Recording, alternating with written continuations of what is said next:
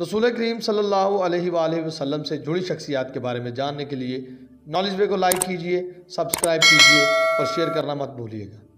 السلام علیکم ناظرین، نالج وے کے ساتھ میں ہوں آپ کا ہوسٹ شعیب حسن۔ پروگرام گلدستہ رسول میں آج ہم بات کریں گے حضرت ارقم بن ابی ارقم رضی اللہ تعالیٰ عنہ کی۔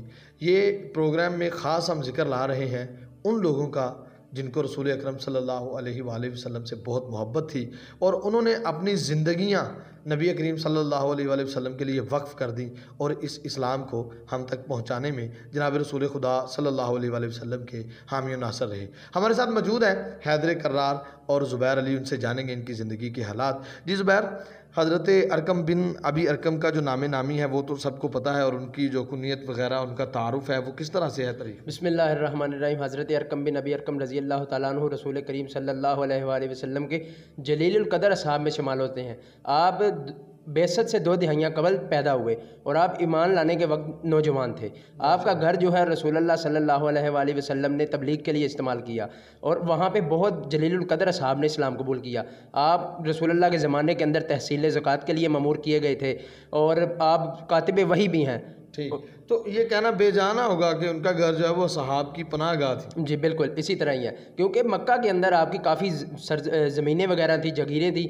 آپ کے جو دادا تھے وہ مکہ کے ایک رئیس تھے۔ ٹھیک جی، حضرت بتائیے گا، حضرت ارقم بن ابی ارقم رضی اللہ تعالیٰ عنہ کا جو اسلام میں آنا ہے، اسلام قبول کرنا ہے، نبی کریم صلی اللہ علیہ وآلہ وسلم سے ملاقات ہے، اس کے بارے میں کیا ہے؟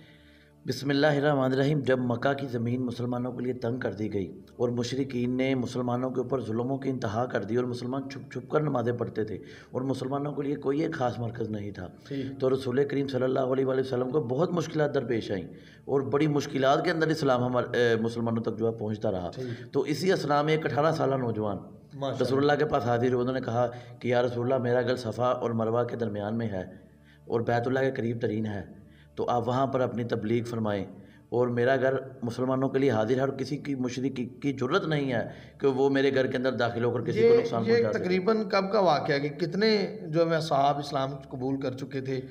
ایک روایت کے اندر حضرت ارقم بن ابی ارقم رضی اللہ عنہ 7ویں نمبر پر اسلام لائے، اور کچھ اصحاب تاریخ نے جو ہے وہ 11واں اور 12واں مسلمان لکھا ہے آپ کو، لیکن یہ بات تو طے ہے کہ آپ سابقون الاولون میں سے ہیں اور آپ قدیم الاسلام ہیں، آپ رسول اللہ کا جید ترین اصحاب میں شامل ہیں۔ ماشاءاللہ۔ جی زبیر، حضرت ارقم بن ابی ارقم ویسے تو نبی کریم صلی اللہ علیہ وآلہ وسلم کی تمام اصحاب جو ہیں وہ ان کی شان کمال ہے، تو ان کے بارے میں جو فضائل ملتے ہیں ہمیں اور ان کا جو کردار ہے ہجرت کے حوالے سے اور غزوات کے حوالے سے، اس میں کیا ہے ان کا کنٹریبیوشن؟ جی، حضرت ارقم بن ابی ارقم رضی اللہ تعالیٰ عنہ عابد و زاہد اشخاص میں شامل ہوتے ہیں رسول اللہ کے صاحب میں۔ آپ نے رسول اللہ صلی اللہ علیہ وآلہ وسلم کے ساتھ مکہ سے مدینہ ہجرت کی اور تمام جنگوں کے اندر آپ نے شرکت کی ہے۔ ایک دفعہ آپ بیت المقدس میں جانا چاہتے تھے نماز کی غرض سے، کیونکہ عابد و زاہد تھے، تو رسول اللہ سے رخت سفر باندھ کے آپ نے اجازت چاہی، تو رسول اللہ نے کہا کہ آپ تجارت کی غرض سے جاتے ہیں یا کوئی کام ہے؟ تو آپ نے کہا کہ یا رسول اللہ، میں بیت المقدس میں نماز پڑھنا چاہتا ہوں۔ تو رسول اللہ نے کہا کہ یہ جو مسجد ہے، مسجد نبوی، مسجد حرام کو چھوڑ کر تمام مسجدوں سے ایک نماز یہاں پڑھنے کا ثواب 1000 نمازوں سے افضل ہے۔ تو اسی وقت آپ نے ارادہ ترک کر دیا اور آپ نے رسول اللہ کے ساتھ کافی محبت اور وفاداری نبھائی۔ تو کیا کہتے ہیں زبیر، جو اس سے پہلے ہجرت ابشہ ہوئی ہیں ان میں یہ ان کی شرکت نہیں تھی، یہ ڈائریکٹ جو ہے وہ مدینہ کی طرف ہجرت کر کے گئے ہیں؟ جی بالکل، ہجرت ابشہ کے وقت تو دوسرے مسلمان اصحاب جو تھے پہلے والے وہ جاتے تھے، کیونکہ ان کا گھر دار ارقم جو تھا وہ اسلام کا مرکز بنا ہوا تھا، تو اسی لیے یہ اپنے گھر کے اندر ہوتے تھے رسول اللہ کے ساتھ۔ ٹھیک، ماشاءاللہ۔ جی حضرت، یہ جو حضرت ارقم بن ابی ارقم رضی اللہ تعالیٰ عنہ، ان کا نبی کریم صلی اللہ علیہ وآلہ وسلم کے ساتھ جو ساتھ تھا اور یہ دار ارقم جو ان کا گھر تھا استعمال کرتے، اس کے علاوہ کیا کنٹریبیوشن ہے؟ حضرت ارقم بن ابی ارقم رضی اللہ تعالیٰ عنہ نے مدینہ کی طرف ہجرت کی اور رسول اللہ نے محلات زریق کے اندر ان کو ایک قطعہ عنایت فرمایا الگ سے، اور وہاں پہ آپ نے مستقل سکونت اختیار کی، اور حضرت ارقم بن ابی ارقم رضی اللہ تعالیٰ عنہ نے تمام غزوات میں شرکت کی۔ آپ نے بدر کے اندر بھی شرکت کی، بدر میں رسول اللہ نے آپ کو ایک تلوار عنایت فرمائی اور اسی تلوار سے آپ ساری زندگی جہاد کرتے رہے، اور آپ صلی اللہ علیہ وآلہ وسلم نے حضرت ارقم بن ابی ارقم رضی اللہ تعالیٰ عنہ کو حضرت حضرت ابو طلحہ زید بن سہل انصاری رضی اللہ تعالیٰ عنہ کا بھائی بنایا. ٹھیک. جب مکہ سے مدینہ ہجرت جی مدینہ ہجرت جب کیا تو اس کے بعد تمام مہاجرین اور انصار کو آپس میں بھائی بنایا گیا, سوائے اپنے اور علی کے. بالکل سوائے اپنے اور حضرت علی علیہ السلام کے. رسول اللہ نے ان کو اپنا بھائی قرار دیا. تو حضرت ارقم بن ابی ارقم کا جو بھائی ہے وہ حضرت ابو طلحہ زید بن سہل انصاری کو قرار دیا. ٹھیک, ماشاءاللہ. زبیر بتائیے گا, حضرت ارقم بن ابی ارقم رضی اللہ تعالیٰ عنہ کا جو آخری وقت ہے نبی کریم صلی اللہ علیہ وسلم کے ساتھ, ان کا جو ساتھ ہے وہ کب تک رہا اور ان کا آخری وقت کیسے آیا؟ رسول اللہ صلی اللہ علیہ وآلہ وسلم کا ساتھ, ان کا جو ساتھ ہے رسول اللہ آقا کریم صلی اللہ علیہ وآلہ وسلم کی رحلت تک آپ کا ساتھ ہے. اور آپ کی جو وفات تاریخوں کے اندر ملتی ہے 53 یا 55 ہجری کے اندر بنی امیہ کے زمانے میں ملتی ہے. آپ نے یہ اپنے بیٹے کو وصیت کی تھی کہ میری نماز جنازہ جو ہے وہ حضرت سعد بن ابی وقاص رضی اللہ تعالیٰ عنہ سے پڑھائی جائے. مگر وہ جب حضرت ارقم کا انتقال ہوا تو سعد بن ابی وقاص جو تھے وہ مدینہ میں موجود نہیں تھے. مدینہ سے ایک ملحقہ ایک علاقہ تھا عقیق نامی علاقہ, وہاں پہ موجود تھے. تو مدینہ کے اندر ہلچل ہونا شروع ہو گئی کہ جلدی جلدی جنازہ جو ہے پڑھایا جائے.